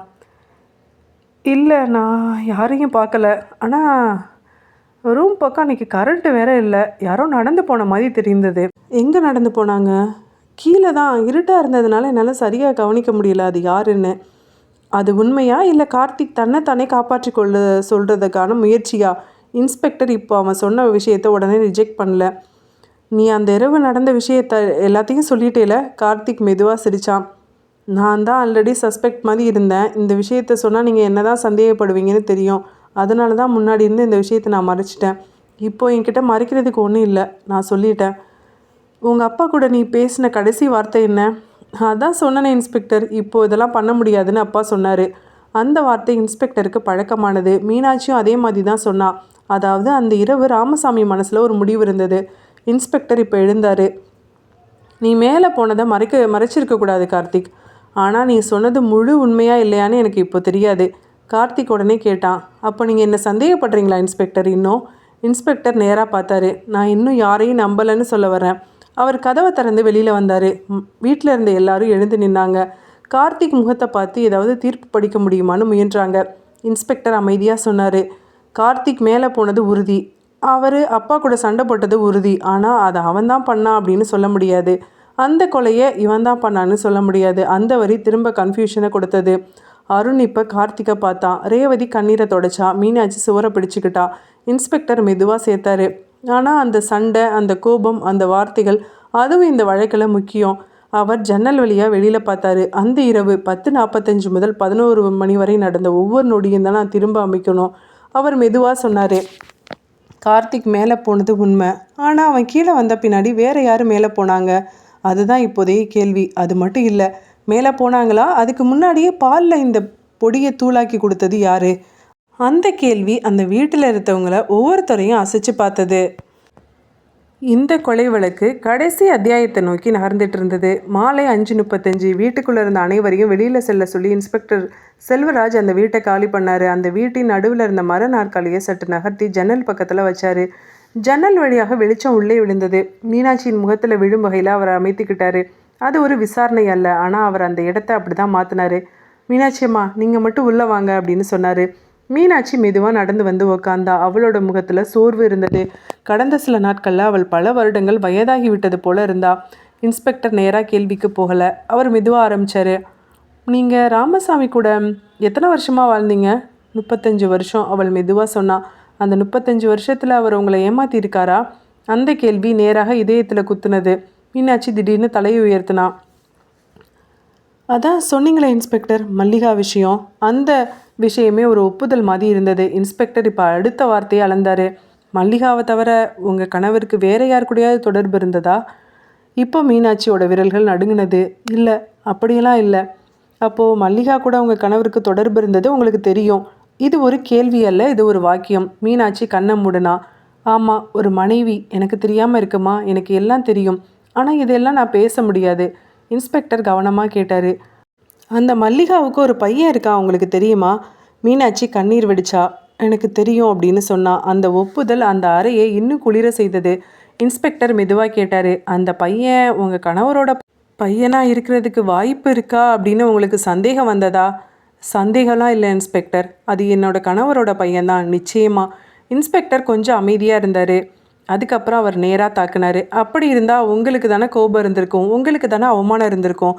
அவர் அந்த பையனுக்கு சொத்து கொடுக்க நினச்சிருக்காரு. அந்த தனி ஆவணமும் உங்களுக்கு தெரியாமல் போயிருக்க வாய்ப்பில்லையே. மீனாட்சி இப்போ திடீர்னு சத்தமாக சொன்னா. இல்லை இன்ஸ்பெக்டர், அப்படி இருந்தாலும் நான் அவரை கொல்ல மாட்டேன், நான் என் வீட்டுக்காரரை கொல்ல மாட்டேன். இன்ஸ்பெக்டரோட குரல் அமைதியாக இருந்தது. கண்டிப்பாக அந்த சமயத்தில் நீங்கள் தான் பால் கலந்து கொடுத்துருக்கீங்க, பாலில் அதிகமான பிபி மாத்திரை கலந்து கொடுத்துருக்கீங்க, அதுதான் உங்களோட கணவனோட மரணத்துக்கு காரணம். இல்லை இன்ஸ்பெக்டர் இல்லை, ஆல்மோஸ்ட் கத்துனா மீனாட்சி. அவளோட கைகள் நடுங்கினது. நான் அந்த பாலை கையில் எடுத்தப்போ கூட எனக்கு தெரியாது, இந்த பாலில் என்ன கலந்துருக்குன்னு சத்தியமாக தெரியாது. இன்ஸ்பெக்டர் மெதுவாக கேட்டார். அந்த இரவு உங்கள் வீட்டுக்காரர் டென்ஷனாக இருந்தார், அது உங்களுக்கு தெரியுமா? ஆமாம், அவர் சில நாட்களாக அமைதியாக இருந்தார். என்னோடய கண்களை பார்த்து பேசுகிறத கூட தவிர்த்தார். நீங்கள் அன்றைக்கி இரவு மல்லிகா விஷயமா உங்கள் கணவர்கிட்ட பேசுனீங்களா? மீனாட்சி தலையசிச்சா. இல்லை இன்ஸ்பெக்டர், நாங்கள் அதை பற்றி பல வருஷமாகவே பேசிக்கிறதில்ல.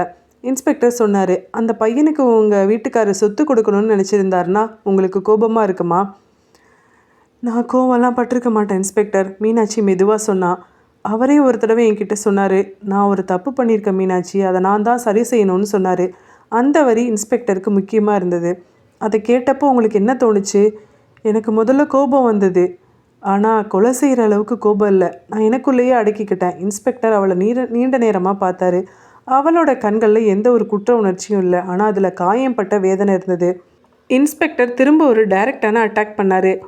இங்கே பாருங்கள் மீனாட்சியம்மா, உங்களுக்கு தான் ரிவெஞ்சோட மோட்டிவ் அதிகமாக இருக்குது, ஹானரோட மோட்டிவ் இருக்குது, சொத்து குறைய போகுது அப்படின்ற பயம் இருக்குது. இப்படி இருக்கிறப்ப நீங்கள் ஏன் இதை பண்ணியிருக்கக்கூடாது ஒரு கோபத்தில்? மீனாட்சி இப்போ கண்ணீரை தொடச்சா.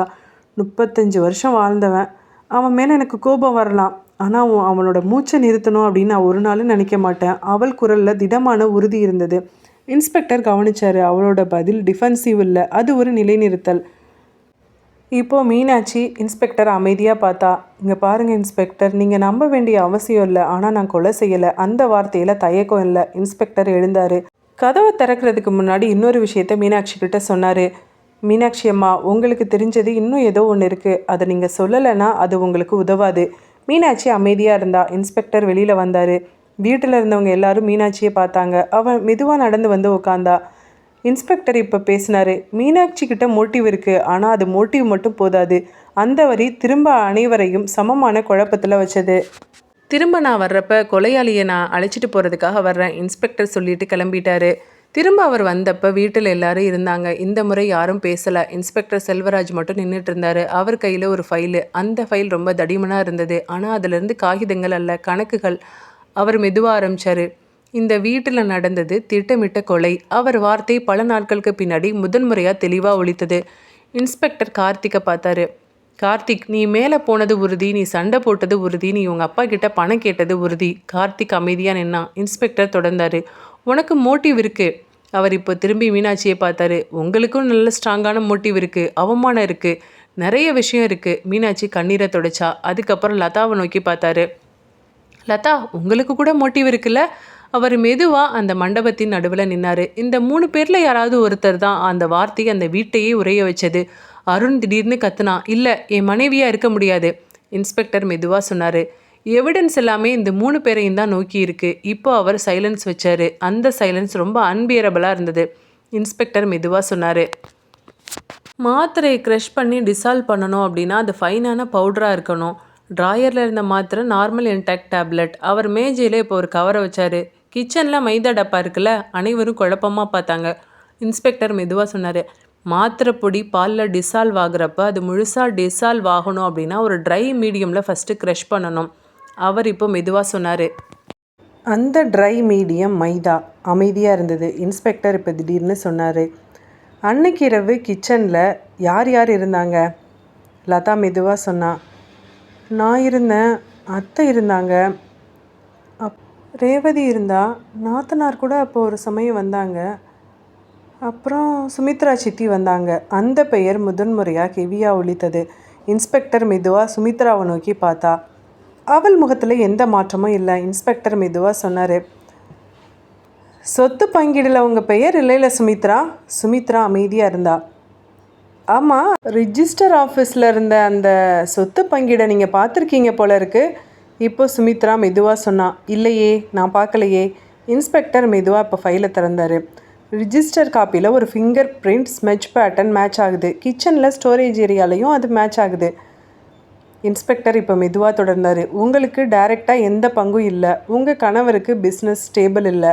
உங்களோட எதிர்கால வாழ்க்கை அன்சர்டைனாக இருக்குது. அப்புறம் உங்கள் பையனுக்கும் எதுவும் இல்லை. உங்கள் மருமகளுக்கும் எதுவும் இல்லை.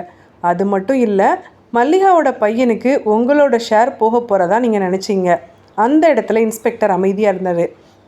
இவ்வளோ வருஷமாக கூட இருந்த தங்கச்சிக்கு பங்கு இல்லை. ஆனால் வெளியில் இருந்த அந்த வேலைக்கார பையனுக்கு அந்த வரி சுமித்ராவின் முகத்தை இருக்க வைத்தது. இப்போ அவள் உதட்ட கடிச்சா. இன்ஸ்பெக்டர் மெதுவாக ஒவ்வொரு நொடியையும் அமைச்சார். நீங்கள் தான் ஒரு 9 மணியை போல் கிச்சனுக்கு வந்திருக்கீங்க. மைதா டப்பாவை ஓப்பன் பண்ணியிருக்கீங்க. மாத்திரையை க்ரஷ் பண்ணி பவுடராக ஃபைன் ஆக்கி மைதாவில் கலந்ததுனால தான் டிசால்வு ஸ்மூத்தாக இருக்குது. இப்போது அவர் பால் டம்ளரை இமேஜினரியாக எடுத்தார். மீனாட்சி பால் எடுத்திருக்காங்க, அவங்களுக்கு தெரியாது. அவர் கார்த்திகை பார்த்தாரு. நீ மேலே போய் சண்டை போட்ட. அதில் ராமசாமி ஆல்ரெடி பாதி பாலை குடிச்சிருந்தாரு. இன்ஸ்பெக்டர் செல்வராஜ் கொஞ்சம் இடைவெளி விட்டு நிறுத்தினார். நீ கீழே வந்த பின்னாடி தான் அந்த மாத்திரை வேலை செய்ய ஆரம்பிச்சிருக்கு. அவர் மெதுவாக சொன்னார். அந்த டக்கு சத்தம் அது கொலாப்ஸ் ஆகி உங்கள் அப்பா டேபிளை பிடிச்சி இழுத்தது. இன்ஸ்பெக்டர் நேராக சொன்னார். கார்த்திக்கு கொலையாளி கிடையாது, மீனாட்சியும் கொலையாளி கிடையாது, லதாவும் கொலையாளி இல்லை. அவரோட குரல் இப்போ திடீர்னு உறுதியானது. கொலை செஞ்சது வேறு யாரும் இல்லை, சுமித்ரா தான். அந்த வார்த்தையை அந்த வீட்டில் வெடித்தது. அனைவரும் இப்போ சுமித்ராவை பார்த்தாங்க. அவன் நிமிர்ந்து நின்னான். ஆமாம் ஆமாம், நான் தான் கொன்னேன். சுமித்ராவோட கண்களில் கண்ணீர் இல்லை, ஆனால் கோபம் இருந்தது. அவன் என்னோட அண்ணன். எல்லாத்தையும் அவன் எனக்கு ஷேர் பண்ணுவான்னு நினச்சேன். இவ்வளோ நாளாக ஒன்றுமே இல்லாமல் இவன் வீட்டிலையே ஒரு வேலைக்காரி மாதிரி இருந்த எனக்கு என்ன கொடுத்தான்? அவன் ஒன்றுமே கொடுக்கல. சரி, கடைசி காலத்தில் ஏதாவது சொத்தை பங்கிட்டு குடிப்பான், என் பிள்ளைங்களுக்கு கொடுக்கலாம் அப்படின்னு பார்த்தா அதுவும் இல்லைன்னு அந்த வேலைக்காரியோட பையனுக்கு சொத்தில் பாதி எழுதி வச்சுருக்கான். அதான் எனக்கு கோவம் வந்துச்சு. அதான் நான் பாலில் மாத்திரையை கலக்கி கொடுத்தேன். இப்போ இன்ஸ்பெக்டர் செல்வராஜ் அமைதியாக சுமித்ராவை பார்த்தாரு. இந்த டிசால்வ் பண்ணுற விஷயம் இதெல்லாம் நீங்கள் புக்கில் படித்து தானே தெரிஞ்சுக்கிட்டீங்க. இப்போ சுமித்ரா புருவத்தை உயர்த்தினான். ஆமாம், நீங்கள் லைப்ரரியில் கடைசியாக எடுத்த அந்த மருத்துவ சம்பந்தமான புத்தகத்தை நான் பார்த்தேன். அதில் தான் நிறைய விஷயங்களை நீங்கள் படிச்சிருக்கீங்க. எந்த மாதிரி கொள்ளலாம், மாத்திரை எவ்வளோ டோஸ் கொடுக்கலாம், இது எல்லாமே உங்களுக்கு தெரிஞ்சது அந்த புத்தகத்திலேருந்து தான். மீனாட்சி நாற்காலியில் உட்காந்தா. அருண் ஸ்டன் ஆகிட்டான். கார்த்திக் மூச்சை இழந்துட்டான். இன்ஸ்பெக்டர் மெதுவாக சொன்னார். கொலை செய்கிறப்ப நீங்கள் யாரையும் சந்தேகப்படுத்தலைன்னு நினச்சிங்க. ஆனால் நீங்கள் இப்போ ஒரு குடும்பத்தோட அமைப்பையே உடைச்சிட்டீங்க. கான்ஸ்டபிள்ஸ் உள்ளே வந்தாங்க. சுமித்ரா திரும்பி பார்த்தா. ஆமாம், என் அண்ணன் ஏமாத்தினான், அதனால தான் அவனை கொன்னேன். இன்ஸ்பெக்டர் பதில் சொன்னார். ஏமாற்றம் கொலைக்கு காரணம் ஆக முடியாது. வீட்டுக்குள்ளே திரும்ப அமைதி. இந்த முறை அந்த அமைதி வேறு மாதிரி இருந்தது. இன்ஸ்பெக்டர் வெளியில் நடந்து செல்லும் போது மெதுவாக சொன்னார். ஏமாற்றத்துக்கு பழி வாங்கணும் அப்படின்னு நினச்சிங்கன்னா அது கொலை கிடையாது. வாழ்ந்து காமிக்கணும். அவங்களுக்கு முன்னாடி நீங்கள் உழைச்சி வாழ்ந்து காமிக்கணும். அதுதான் உண்மையான வாழ்க்கை. சொன்னபடி இன்ஸ்பெக்டர் நடந்து போயிட்டாரு. ஓகே வியூவர்ஸ், இந்த நாவல் உங்களுக்கு ரொம்ப பிடிச்சிருக்கும் அப்படின்னு நினைக்கிறேன். இந்த மாதிரி சூப்பரான இன்ட்ரெஸ்டிங்கான நாவலை நம்ம சேனலில் நீங்கள் தொடர்ந்து கேட்டுக்கிட்டே இருக்கணும் அப்படின்னா நம்ம சேனல் மறக்காமல் சப்ஸ்கிரைப் பண்ணுங்கள், ஷேர் பண்ணுங்கள், லைக் பண்ணுங்கள், கமெண்ட் பண்ணுங்கள். அடுத்து எந்த மாதிரியான நாவல் போடணும் அப்படின்னு சொல்லிட்டு கமெண்ட்டில் கண்டிப்பாக சொல்லுங்கள். நான் அந்த மாதிரி நாவல் போடுறதுக்கு முயற்சி பண்ணுறேன். இப்போ உங்ககிட்ட இருந்து விடைபெறுவது உங்கள் Yuvathi. Tata, bye, take care.